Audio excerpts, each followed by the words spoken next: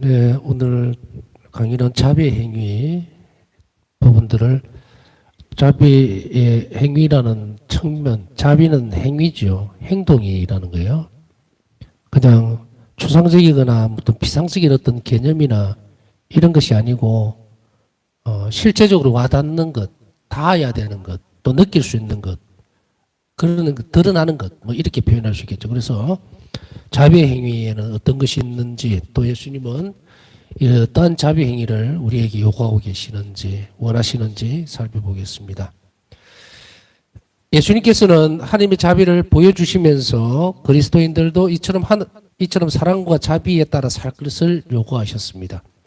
자, 복음에서 보면 예수님께서 몸소 드러내 주셨던 행위들, 아버지의 자비의 행위죠. 한마디로 표현하면 전부 다 합쳐서 한마디로 딱 표현한다면 하나님 자비예요.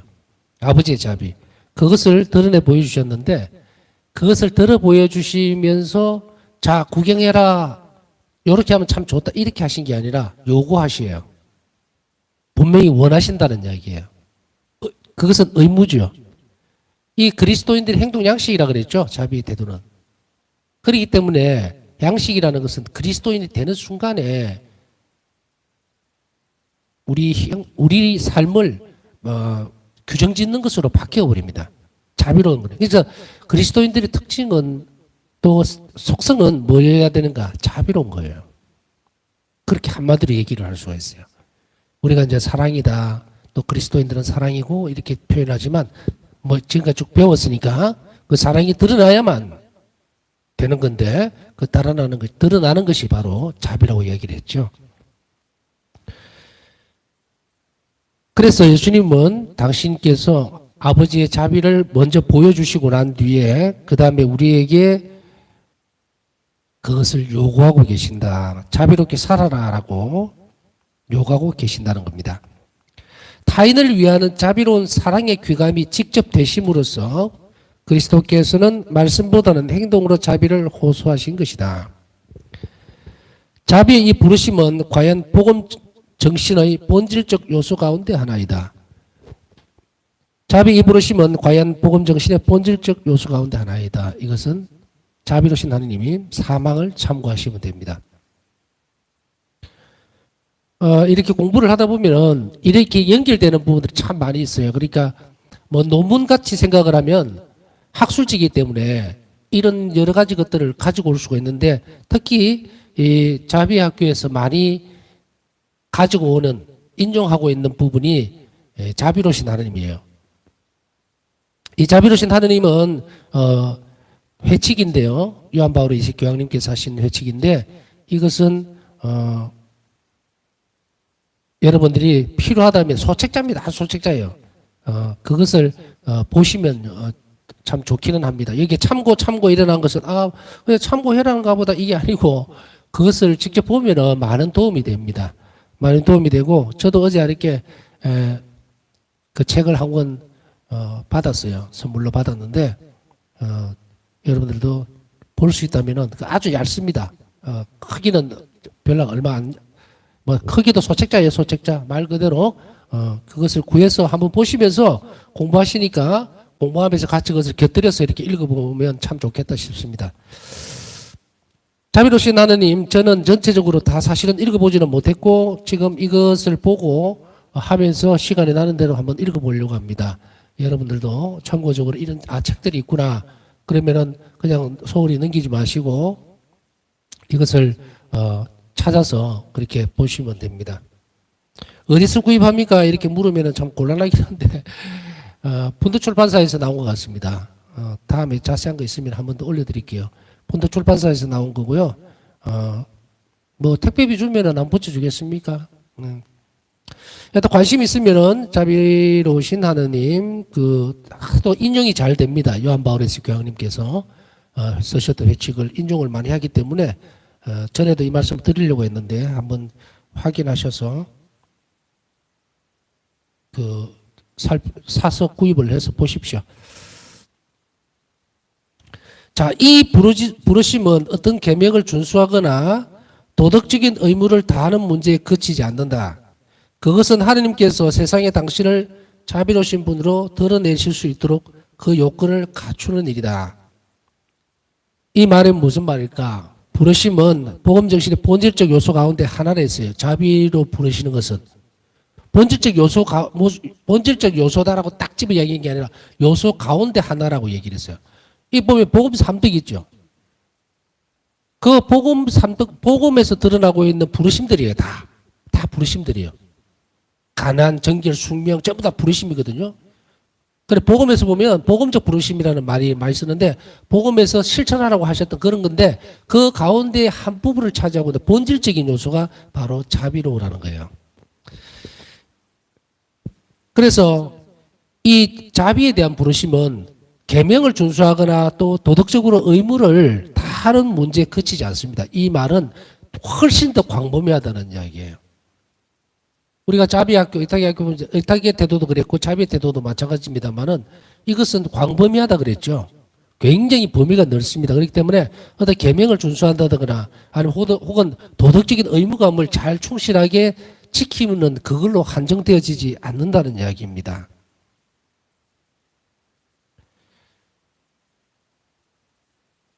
이 요구는 메시지의 본질을 이루며 복음 정신의 핵심을 구성합니다. 이 마찬가지로 자비로운 하느님 사망.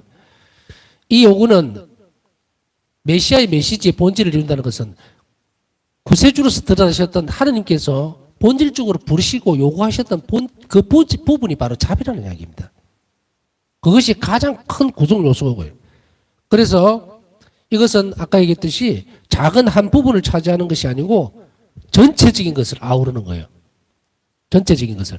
그래서 도덕적 의무를 훨씬 뛰어넘는 전인적인 부분들, 투신 이런 것을 얘기하기 때문에 그것을 바로 예수님은 이런 부분들로서 당신 자신의 본질을 드러내신 거예요. 아버지가 자비로우신 것 같이 당신도 자비로운 모습을 그대로 드러내셨고 그것을 우리에게 요구하고 있다. 이 말이에요. 그 다음에 우리는 하느님의 자비를 입고 체험할 뿐만 아니라 이웃에게 자비를 행하라는 부르심이 또 받고 있습니다. 자비로우신 하느님 14강 참고하시고요. 메시아의 본질을 이루고 복음 정신의 핵심을 구성하는 이 요구, 자비로우라는 것이 바로 메시아로서 아까 얘기했듯이 메시지 본질을 이루고요. 그다음 복음 정신의 핵심을 구성합니다. 복음 정신이 모든 것 가난, 정결, 순명 뭐 전부 다 합쳤을 때 어디로 향하고 있냐면 바로 자비로 향하고 있어요. 그래서 핵심을 구성한다는 말이에요. 자비가. 그래서 이 부분들 복음 정신 안에서 완전히 핵심이 되는 것은 바로 하나님의 자비라. 그것이 나머지는 뭡니까? 복음적 정신 안에서 드러나는 요구들이기도 합니다. 예수님께서 실행하셨던 것은 가난하십시오, 정결 또 혹은 순명하십시오. 이 전부 다 덕성이거든요. 이 불러드리는 이 덕성들은 우리가 뭐예요? 복음적 덕성이거든. 그건 실천해야 돼요. 그러나 그 중에서도 가장 중심적인 그 핵심적인 요소를 이루고 있는 것은 바로 이 자비라는 것으로 이해를 하면 됩니다. 그래서 메시아로서의 본질을 드러내는 것은 결국은 자비로우신 하느님이에요. 메시아다, 구세주다. 예수님께서 구세주로 우리에게 그리스도로 오셨는데 그 본질은 무엇인가를 봤을 때 자비거든요. 그러니까 자비로우신 하느님을 드러내시는 것이기 때문에 메시아의 본질을 이루고 있다. 이 말을 이야기하고 있는 겁니다. 그러니까 메시아의 본질을 이루고 있기 때문에 부분적인 요소만으로 규정지을 수 없다는 이야기예요. 그렇기 때문에 아까 얘기했듯이 어떤 계명을 준수한다든지 규칙을 잘 지킨다든지 혹은 도덕적인 자기가 실행해야 되는 의무를 잘 지킨다든지 뭐 이런 것으로서 한정되어지지 않는다. 그보다 훨씬 더 높은 단계의 것들을 이야기하고 있어요. 이것은 전에 의탁의 학교할 때도 말씀을 미리 좀 드렸었던 거예요. 우리가 단계가 있다 그랬죠. 의탁의 태도에도 단계가 있고 자비의 태도에도 단계가 있어요. 의탁의 태도의 단계를 배울 때도 이야기를 했고 자비의 태도를 이야기할 때도 잠깐 언급을 하고 지나갔습니다만은 가장 첫 번째 단계에서 이루어지는 부분들이 뭐라 그랬어요? 계명 준수, 규칙적인 규율을 준수하는 것, 그 다음에 교회가 가르치고 있는 것에 순명하고 잘 따라가는 것, 이런 것들이 첫 번째 단계라 그랬잖아요. 이 첫 번째 단계만으로 규정할 수 없다 이 말이에요. 그 다음에 과정으로 넘어갔을 때에는 성경의 영감에 충실해지고 그리고 은총에 협력하는 태도로 나아가는 것이고 그 다음에 마지막 단계에서는 마지막 단계 완성에 이르면 어떻게 된다나? 스스로 자비를 실천하려고 쫓아다닌다는 거예요. 원하는 거예요. 이제 그것을 정말 원하기 시작하는 그거. 바로 이런 단계적인 부분들을 구별을 지어줬습니다. 그래서 바로 그것을 생각하면 이 말을 훨씬 더 쉽게 이해를 할 수가 있다는 이야기입니다. 우리는 하나님 자비를 입고 체험할 뿐 아니라 전에 그 말씀을 하면서 드렸지만 가톨릭 교회는 체험 종교라고 이야기를 했어요. 체험을 하지 않으면 안 됩니다. 하나님을 알지 못하는데 이스라엘 백성 역사를 보세요. 그냥 말로만 주고받는 것이 아무것도 없어요. 실제로 먹고 만나고 그다음에 계명 십계명을 따라가면서 체험했던 그 굴곡들 역사 안에 다 들어가 있죠. 마찬가지로 이스라엘 백성들과 하나님과의 만남, 모세와 하나님과의 만남 전부 다 체험입니다. 만나지 않으면 무슨 소용이 있습니까? 그래서 본질적으로 보면 가톨릭 교회는 하나님을 만나야 해요. 체험적이어야 됩니다. 그냥 누가 카더라 이런 것이 있었구나 그거 완전 허황된 겁니다. 허황된 거예요. 왜냐하면 우리는 영성체를 통해서 직접적으로 계속해서 만납니다. 다른 칠성사를 다 제외하고 만일에 예를 들어서 우리 삶에 있어서 어떤 부분에 있어서도 내가 하나님을 경험하지 못했다면 고해수 안에 가도 잘 모르겠고 또 뭐 세례받을 때도 뭐 대면대면하고 그러나 그렇다 하더라도 가장 확실한 것은 예외 없이 딱 한 가지가 있어요. 그건 뭡니까? 성체성사는 내가 비켜갈 수가 없어요. 성체성사는. 체험을 하든 안 하든 영성체로서 오시는 예수님을 내 안에 모신다는 것은 분명한 체험임에는 틀림이 없다. 그렇기 때문에 비켜갈 수가 없어요. 이런 의미에서 보더라도 제가 계속 강조했지만 가톨릭 교회는 뭐다? 체험의 종교다. 우리가 하느님의 자비를 체험하지 못하면 이웃에게 자비를 전할 수가 없습니다. 왜? 뭔지 모르니까. 자비가 뭔지를 알아야 전달을 해주죠. 그래서 우리가 자비 기도를 바친다든지 세시 기도를 바친다든지 혹은 그것에 대해서 하나님 자비를 알게 해달라고 기도를 하지 않으면 모르죠. 우리가 사실은 보면 하나님 자비를 안 입은 것 같이 느껴질 그런 사람도 있습니다. 솔직히 이야기하면. 만나서 이야기해 보면은 어떤 분들은 글쎄요 하나님 자비롭다고는 하는데 저는 제 삶이 너무 팍팍하고 고통스럽고 힘들게 살아서 하나님 자비롭든지 그거 솔직히 못 느끼겠어요 라고 하는 사람들 많습니다. 많아요. 그러면 그 사람들에게 있어서 하나님 자비롭다는 사실을 어디에서부터 출발을 시켜줘야 될까요? 숨 쉬는 게 그게 하나님 자비다고 우리는 정말 하나님을 알고 하나님 신비에 접근해 있을 때는 하나님 자비를 알고 있을 때는 그게 우리가 이렇게 참 편안하게 숨을 쉬고 있는 것이 얼마나 큰 자비로움인가를 끝까지 알 수 있지만 그 한계를 못 넘은 그 선을 못 넘어온 사람은 그걸 거부하는 거예요. 뭐 그걸 가지고 만약에 여러분에게 어떤 사람이 그 이야기를 다시 되돌려 준다면 어떻게 이야기하겠어요? 나는 사는 게 지겹습니다. 그냥 죽었으면 좋겠어요. 근데 그게 무슨 하나님 자비입니까? 이렇게 들어오면 어떡할 거라. 산다는 것 자체가 괴롭다는데.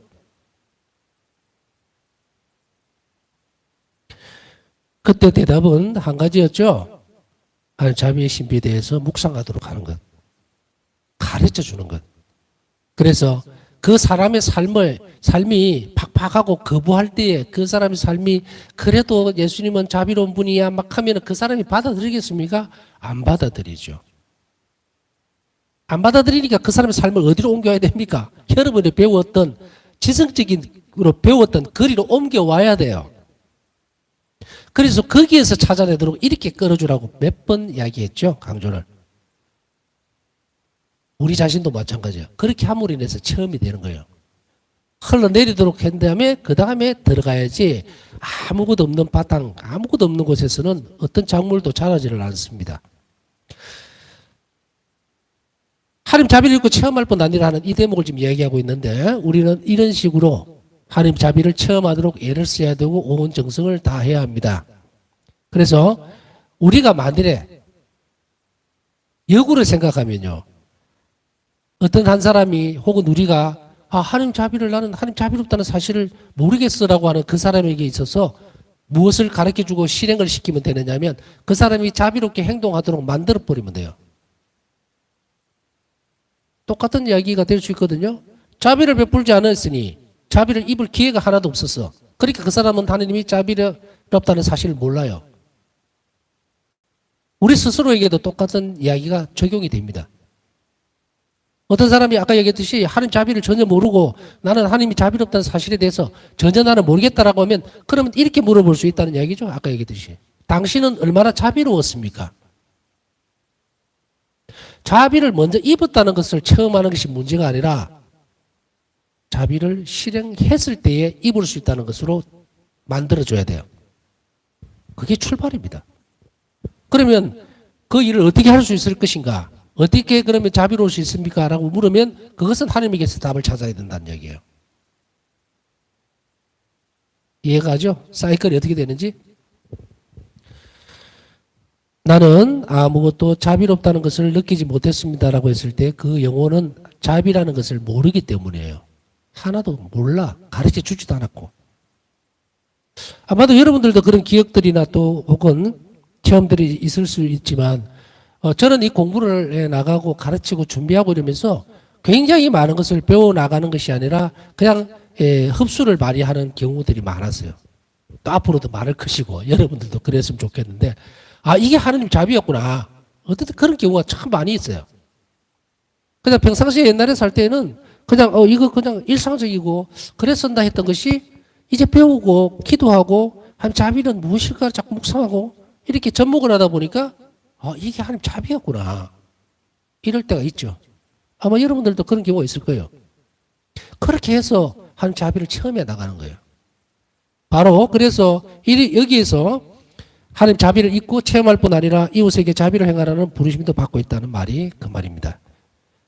항상 자비는요. 이렇게 평평하게 그릇이 이렇게 평지에 이렇게 놓여 있는 그릇이 아니에요. 자비는 위에서부터 밑으로 내려오기 때문에 내가 하나님의 자비를 느꼈을 때에 이 그릇은 이렇게 90도 정도로 기울어져 있어요.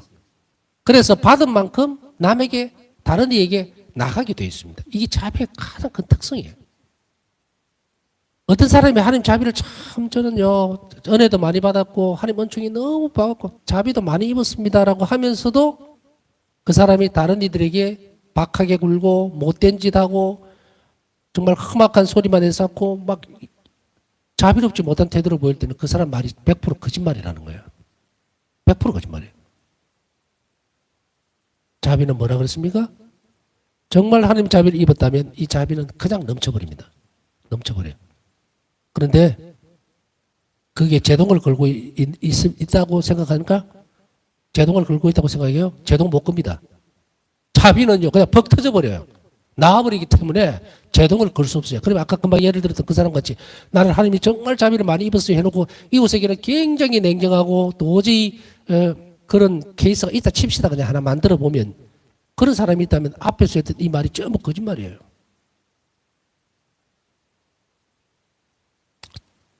우리가 감사드릴 수 있는 것이 많을 때는 내 행위가 이웃에게로 향하고 있는지 점검을 잘 해봐야 됩니다. 내가 정말 이것이 하나님께 주시는 큰 자비로움이라고 느낀다면 내 행위가 어떻게 움직이는지 내 마음이 어디로 가는지 그것도 한번 잘 살펴봐야 한다는 이야기입니다. 성령한 바울 이세 교황께서는 교회는 이 말씀에서 행동으로 부름을 발견하며 자비를 실천하고자 힘쓴다고 선포합니다. 자비로서 다니는 14장 참고하시고요. 행동으로 부름을 받았다. 교회는 이 말씀에서 그리고 자비를 실천하고자 힘쓴다고 선포를 한다. 이 말이에요. 교회는 복음에 나타나 있는 최후의 심판 장면은 우리가 실천한 자비 행위로 삶의 마지막 순간에 심판받게 된다는 것을 매우 명확하게 가르쳐준다.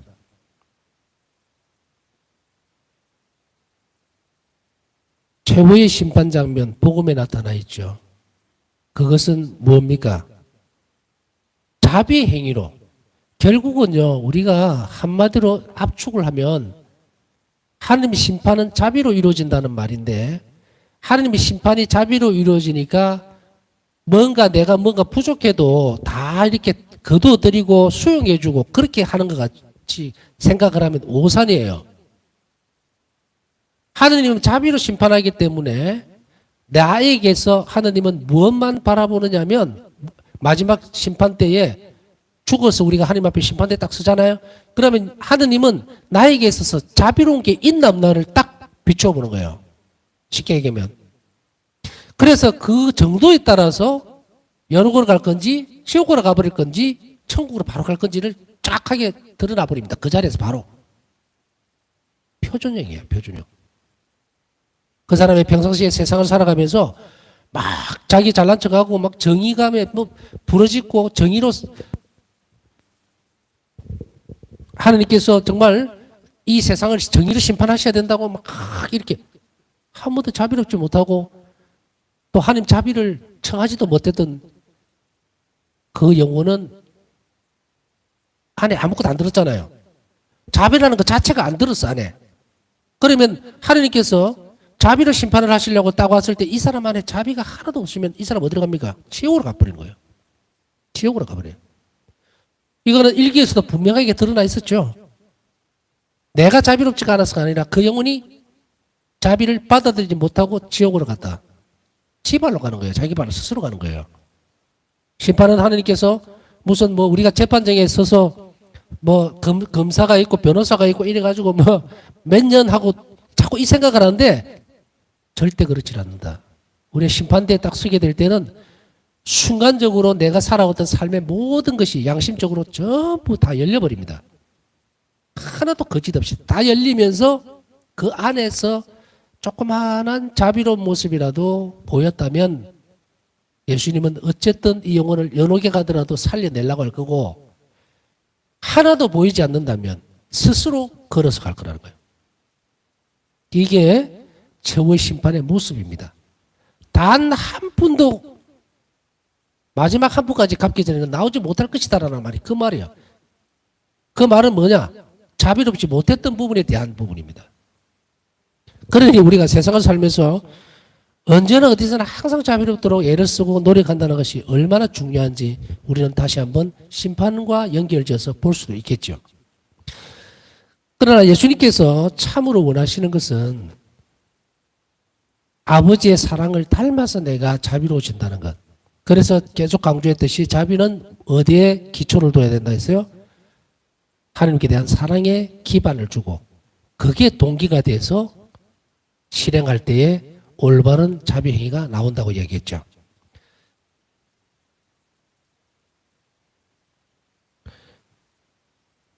그래서 실천하지 않는 믿음은 죽은 것이다. 야고보서 2장 17절이라고 복음은 분명히 말한다. 다시 말해 믿음은 행동을 요구합니다. 성서는 바로 분명하게 이 야고보서는 이 부분들을 얘기를 합니다. 실천하지 않는 믿음은 죽은 것입니다. 그래서 믿음은 항상 행동을 요구하는 거고 자비도 마찬가지로 행위를 요구한다는 말입니다. 그래서 나는 자비롭다라고 하는 것을 행동으로 드러내지 못하는 사람은 자비롭지 못한 사람이에요. 아까 얘기했죠. 앞에서 쭉 설명을 했으니까 넘치는 거거든요. 흘러 넘쳐서 가야 돼요. 그렇지 못하면은 나는 비복음적이 될 수밖에 없어요. 복음의 말씀을 믿습니다 이렇게 해놓고 그 믿음이 행동으로 드러나지 않는데 그러나 그 행동은 복음에 있어서 가장 중요한 행동은 무엇입니까? 믿음에 대한 가장 중요한 행동은 자비로운 겁니다. 자비로운 거예요. 그게 가장 본질적이면서도 가장 큰 행위, 그게 자비로운 태도입니다. 만일 실천이 없다면 그때 결말은 다음의 말씀처럼 매우 엄격할 것이다. 그때 임금은 왼쪽에 있는 자들에게도 이렇게 말할 것이다. 저주받은 자들아, 나에게서 떠난 악마와 그 부하들을 위하여 준비된 영원한 불 속으로 들어가라. 너희는 내가 굶주렸을 때에 먹을 것을 주지 않았고 내가 목말랐을 때에 마실 것을 주지 않았으며 내가 나그네였을 때에 따뜻이 맞아들이지 않았다. 또 내가 헐벗었을 때에 입을 것을 주지 않았고 내가 병들었을 때와 감옥에 있을 때에 돌봐주지 않았다. 마태복음 25장 41절에서 43절. 마태복음의 이 부분은 장례미사 때도 종종 사용이 됩니다. 우리 심판이 어떻게 될 것인가를 장례미사 때의 복음으로 또 전해줍니다. 또 얘기를 해요. 이 땅에서 실천이 우리 스스로의 행동들이 결국은 우리를 스스로 심판하게 된다는 얘기예요.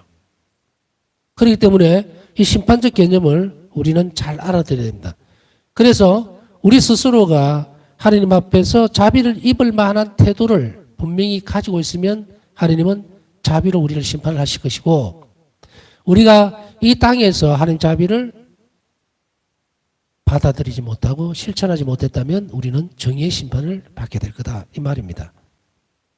그래서 우리는 복음적 부르심뿐 아니고 이 우리의 심판, 마지막 때를 생각해서도, 마지막 때라고 하는 것은 이제 우리 개인적인 죽음을 얘기하는 거예요. 공적 심판을 이야기하는 것이 아니라 사적 심판을 이야기하는 거죠. 우리는 개별적으로 세상을 떠날 수밖에 없죠. 그래서 하나님 심판대에 섰을 때에 우리가 사실은 세상을 떠날 때에 가장 두려워하지 해야 될 것은 뭐냐면 정말 주님의 심판에 대한 두려움이겠죠. 그런데 우리가 이 땅에서 지금부터라도 정말 자비로운 삶을 살았다면 자비로운 예수님을 늘 우리가 대하고 있기 때문에 우리는 두려워하지 않을 것이다. 죽음에 대한 두려움이 없어질 거라는 거예요. 그래서 예수님께서는 우리가 앞에 쭉 강의를 해놓았습니다만은 자비 신심의 네 가지 형태들, 거기에서 죽음에 대한 두려움들, 그것을 없애주시겠다고, 지켜주시겠다고 약속하셨죠. 그래서 이 땅에서 그것을 실천하는 것이 얼마나 중요한지 모릅니다. 주변에 많은 이들이, 사실은 뭐 주변에 많은 사람들이 이렇게 많이 알지는 못해요. 죽음의 두려움들이 얼마나 강한지에 대해서, 또 그것을 이 땅에서부터 바꾸고 놓을 수 있다는 길이 있다는 것도 사실은 잘 모릅니다. 자비 신심을 여러분들 멀리 떠나서 한번 살펴보세요. 이게 알아들은 지가 얼마나 되는지. 제가 1996년 7년도에 처음에 자비 신심에 대해서, 자비 신심이라는 말도 없었고 자비 상분만 그냥 그때 있을 때에 자비 기도, 5단 기도, 그것도 그냥 떠돌아다니는 기도였다고 나는 생각을 해요. 아무것도 없었어요. 그냥 기도문만 있는 거예요. 그래서 이게 도대체가 기도문이 있고 하면 의미가 있을 텐데 하고 이렇게 찾고 이렇게 하다가 폴란드 자비 성모 순교회로까지 연결이 되어서 이제 이런 그 자비 신심에 대해서 알게 되는, 그래서 여러분들은 굉장히 복이 많다고 자꾸 말하는 이유가 이런 책들이 제가 공부하거나 그렇게 찾고 싶었을 때 없었어요. 하나도. 그래도 겨우 거기에서 나오고 이런 책들을 가져와서 번역을 하고 출판을 하고 하면서 정말 이런 놀라운 일들이 이 안에 있다는 것을 알게 되었을 때 굉장히 안심이 되는 거예요. 이 사실을 알게 되면 영혼들이 얼마나 편안하게 죽음을 맞이할 수 있을까? 여러분이나 저나 죽음에는 장사 없어요. 두렵습니다. 두려워요.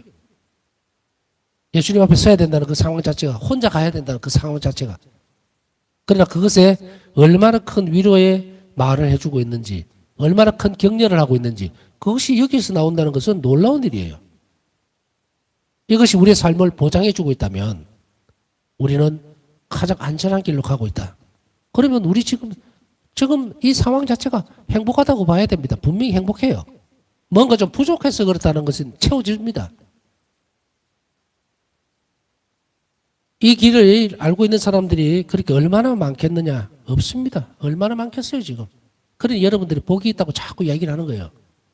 그리고 또한 이 복도 여러분들이나 저나 같이 그냥 가지고 있으면 안 돼요. 제가 이 밤에 막 하면서 이 강의를 하려고 애를 쓰고 하는 게 뭐예요? 한 명이라도 좀 더 잘 알도록 예수님을 올바로 알아서 정말 천국에 같이 가자는 그런 이유잖아요. 그러니 여러분들도 내 혼자 듣고 아이고 잘됐다 이렇게 하지 마시고 많은 이들이 정말 열심히 기도하고 하는 자비를 청하면서 천국에 갈 수 있도록 여러분들도 사람들에게 인도해주고 가르쳐줘야 됩니다. 그게 여러분들에게 주어져 있는 선물입니다. 선물. 자, 예수님 이 말씀은 우리가 이웃에게 필요한 것에 더 민감해지고 주의를 기울이라는 권고입니다. 심판 때의 이 말은 왜 그런가? 그것은 우리의 이웃이 다름 아닌 바로 예수님이시기 때문입니다. 즉 이웃에게 한 것이 바로 예수님께 한 것이기 때문이다. 예수님께서는 당신 자신을 도움이 필요한 모든 사람과 동일시하시면서 다음과 같이 말씀을 하셨어요. 너희가 내 형제들인 이 가장 작은 이들 가운데 한 사람에게 해준 것이 바로 나에게 해준 것이다. 마태복음 25장 40절. 예수님께서는 불쌍한 이웃과 또 병든 사람들 이들에게 가까이 가면서 놀라운 일을 하셨어요. 당신과 같이 보신 거예요. 당신과 같이 보신 거예요. 그렇게 변화를 시켰고 관계를 바꾸어 놓았습니다. 예수님은 객관적으로 뚝 떨어져서 그냥 불쌍하니까 자비를 베푼 게 아니라 관계를 바꾸어 놓은 거예요. 이 사람에게 해준 행위를 나는 내 아이에게 해준 거하고 똑같이 내가 받아들이겠다고 선포를 하신 거예요. 우리가 왜 이웃에게 자비로워야 되는지 아시겠죠?